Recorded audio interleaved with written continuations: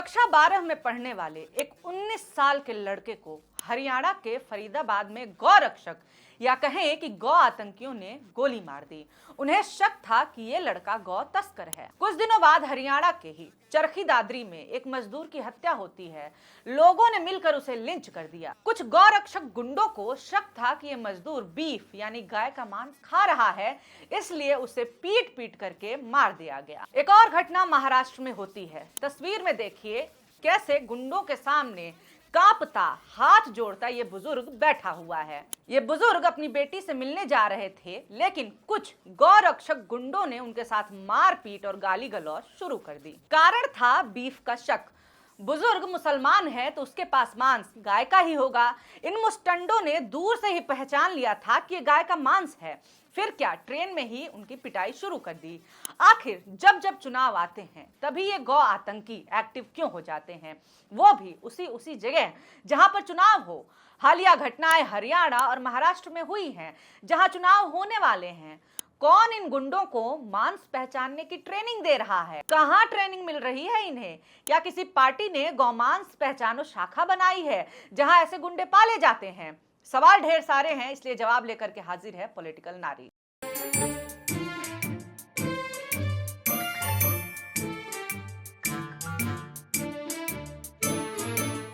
नमस्कार, मेरा नाम है निवेदिता शांडिल्य और आप देख रहे हैं पॉलिटिक्स। सबसे पहले मैं आपको एक वीडियो दिखाना चाहती हूँ। आपका ये वीडियो देखना बहुत जरूरी है। हालांकि चेतावनी दे देती हूँ कि अगर आप कमजोर दिल के हैं तो इसे स्किप कर दें। इस वीडियो में गौरक्षक अपने काम पर लगे हुए हैं। वीडियो आपने देख लिया, अब इस घटना के बारे में जान लीजिए। हरियाणा के चरखी दादरी का ये वीडियो है। जिस लड़के को घेर करके मारा जा रहा है उसका नाम है साबिर मलिक। कूड़ा बीनने का काम करता है। जी हाँ, इतनी फौज के साथ ताकत एक गरीब मजदूर के ऊपर दिखाई जा रही है जो मुश्किल से घर परिवार के लिए खाना जुटा पाता है। इन गौरक्षक गुंडों के नाम भी जान लीजिए। अभिषेक उर्फ शाका, रविंद्र उर्फ कालिया, मोहित, कमलजीत और साहिल उर्फ पप्पी। इनके साथ दो लड़के और थे जो कि नाबालिग हैं, इसलिए हम उनका नाम नहीं बताएंगे। कुछ मीडिया संस्थान बेशर्मी के साथ इन गौ रक्षक गुंडों की गुंडई को गौ मांस विवाद लिख रहे हैं। विवाद दिख रहा है ये आपको? खुल्लम खुल्ला गुंडई का मामला है, हत्या का मामला है। पुलिस के मुताबिक 27 अगस्त को बाढ़ड़ा के हंसावास खुर्द गांव में ये मामला हुआ था। यहाँ पर असम के कुछ परिवार झुग्गियां बना करके रह रहे हैं। गोरक्षा दल से जुड़े लोग यहाँ पहुंचे और झुग्गियों की तलाशी ली।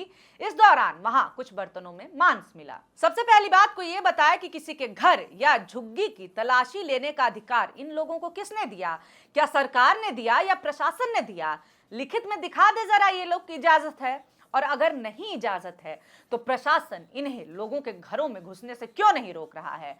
जब तक हत्या ना हो जाए तब तक गुंडों को सर पर चढ़ा कर रखेंगे। शुक्र है सोशल मीडिया का, जिसकी वजह से हंगामा हुआ। तलाशी के दौरान लोगों ने कहा कि हम भैंस का मांस पका रहे हैं, गाय का नहीं।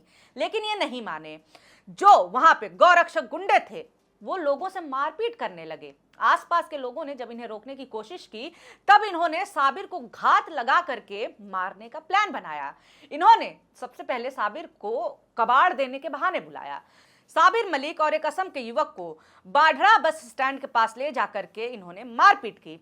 वहां आसपास के लोगों ने उन्हें छुड़ा लिया। इसके बाद से ये गौरक्षक गुंडे साबिर और दूसरे युवक को थाने ले जाने की बात कह करके बाइक पर बैठा कर वहां से चले गए। 27 की रात को साबिर मलिक की लाश भांडवा गांव के पास में ही लावारिश हालत में मिली। यह घटना जितनी भयावह है उससे ज्यादा भयावह है राज्य के मुखिया का इस पर दिया हुआ बयान। गौरक्षक गुंडों को अपराध करने की खुद छूट दे रखी है मुख्यमंत्री ने। हरियाणा के मुख्यमंत्री नायब सिंह सैनी ने कहा कि चरखी दादरी में जो घटना हुई है मैं उस घटना की निंदा करता हूं। इस प्रकार की घटना नहीं होनी चाहिए। मॉब लिंचिंग की बातें ठीक नहीं है। हमने गौ माता की सुरक्षा के लिए विधानसभा के अंदर भी कड़ा कानून बनाया है। गौ माता के लिए कोई समझौता नहीं है। गांव के अंदर गौ माता के प्रति लोगों में काफी श्रद्धा है। अगर उनको पता चल जाए किस प्रकार से कोई कर रहा है तो फिर गांव के लोगों को रोकना मुश्किल है। हालांकि इस प्रकार की घटनाएं नहीं होनी चाहिए। ऐसी घटनाएं दुर्भाग्यपूर्ण हैं। मैं उन युवकों से भी कहना चाहूंगा कि वे इस प्रकार की घटनाओं में संलिप्त ना हो, इससे बचना चाहिए। इस बयान से नजर आ रहा है कि मुख्यमंत्री की नजरों में एक इंसान की जान की कीमत एक जानवर से भी कम है। किसी को पता चल जाए तो रोकना मुश्किल है। अगर आपके लिए अपराध रोकना मुश्किल काम है तो एक आसान काम कर दीजिए, इस्तीफा दे दीजिए आप। जिस हरियाणा में एक क्लास 12 के बच्चे को गौ रक्षक गुंडों ने गोली मार दी, वहां का मुख्यमंत्री ऐसी बातें कर रहा है। गौ माता के लिए गांव वालों को संभालना मुश्किल हो जाएगा। उनका क्या, जो लोगों को सड़क पर पीछा करके उनकी हत्या कर दे रहे हैं। फरीदाबाद में 30 किलोमीटर तक पीछा करके गौ रक्षक गुंडों ने आर्यन मिश्रा नाम के लड़के को गोली मार दी। जब यह अपराधी आर्यन का पीछा कर रहे थे तो उसने डर के मारे अपनी कार नहीं रोकी। कार नहीं रुकी तो आरोपियों ने कार पर गोलियां चला दी और अगली सीट पर बैठे एक गोली आर्यन मिश्रा की गर्दन के पास लगी। जब कार अंत में रुकी तो उसे फिर से गोली मार दी गई। ऐसा करते हुए इन अपराधियों को जरा सी भी दया नहीं आई। वे सधे हुए आतंकियों की तरह गोली मार रहे थे। लेकिन आरोपियों को जब कार में बैठी 2 महिलाएं दिखी तब वो समझ गए कि उन्होंने गलत युवक की हत्या की है और वो मौके से भाग गए। आर्यन मिश्रा के पिता को सुनिए, वो मोदी सरकार से कुछ सवाल पूछ रहे हैं। और गौ कसकर समझ के इनको अधिकार मिला हुआ है कि गोली मार दें हमको। ये अधिकार गवर्नमेंट दी है, मोदी सरकार ने दी है, तो क्यों दी है? नायब सिंह सैनी बताएं कि 19 साल के लड़के को गांव वालों ने मारा था। ये श्रद्धा है या फिर अपराध है? एक के बाद एक लोगों की गाय के नाम पर लिंचिंग और हत्याएं, ये सब के सब चुनावी अपराध हैं। कैसे, इस पर भी बात करेंगे, पर पहले एक और चुनावी राज्य महाराष्ट्र की बात कर लेते हैं। कुछ दिनों पहले एक वीडियो सोशल मीडिया पर खूब वायरल हुआ था जिसमें एक बुजुर्ग को कुछ मुश्तंडे ट्रेन में घेर करके उनके साथ गाली गलौज और मारपीट कर रहे हैं। नहीं देखा है तो देख लीजिए।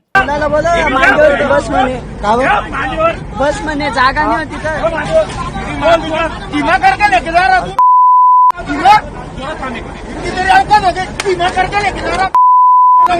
नीचे गिरेगा तो मार जाएगा। हमारा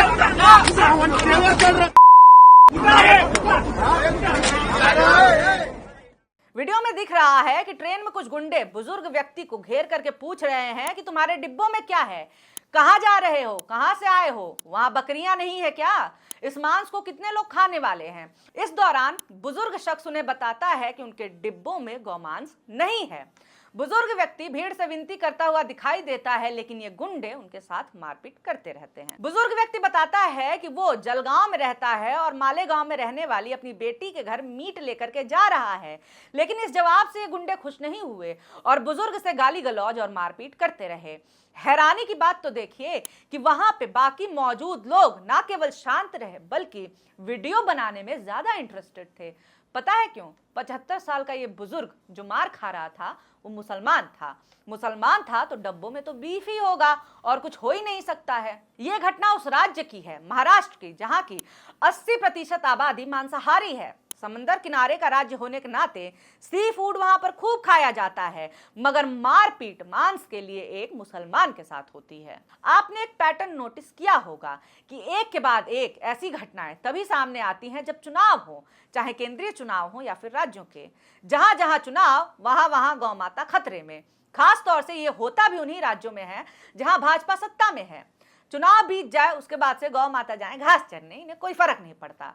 जिस श्रद्धा के नाम पर इन अपराधों को जस्टिफाई किया जाता है, आज उसकी असलियत भी चलिए जान ही लेते हैं। मध्य प्रदेश एक भाजपा शासित राज्य जहां चुनावों के वक्त खूब गौरक्षा की बातें हुई थी, मगर चुनाव खत्म हुए फिर गायों और उनसे परेशान किसानों को उनके हाल पर छोड़ दिया गया। मध्य प्रदेश में किसान गायों से खेत बर्बाद होने की वजह से इतने परेशान हो गए हैं कि उन्होंने जिंदा गायों को नदी में बहा दिया। गायों को नदी में बहाने वाले मुसलमान नहीं थे, हिंदू थे। गिरफ्तार किए गए किसानों के नाम बेटा बागरी, रवि बागरी और रामपाल चौधरी हैं। उन्होंने ऐसा इसलिए किया क्योंकि वो आवारा पशुओं के फसलों को खराब करने से परेशान थे। इस इलाके में ये पहला मामला वैसे है नहीं। इससे पहले भी रीवा जिले में दर्जनों गायों को पहाड़ी पर ले जाकर के उन्हें वहां से नीचे धकेल दिया गया, जिसमें कई गायों की मौत हो गई थी और कई गायों के पैर टूट गए थे। ये है चुनावी श्रद्धा की असलियत। चाहे बात गायों की दुर्दशा की हो या फिर लोगों की, जिम्मेदार सरकार है। गाय एक पशु नहीं है, चुनावी हथियार है जिसका इस्तेमाल चुनाव आते ही पूरे जोर शोर से होने लगता है। इस पूरे मामले पर आपका क्या सोचना है ये हमें जरूर बताएं, और हाँ, वीडियो कैसा लगा है ये भी हमें कमेंट करके बता सकते हैं।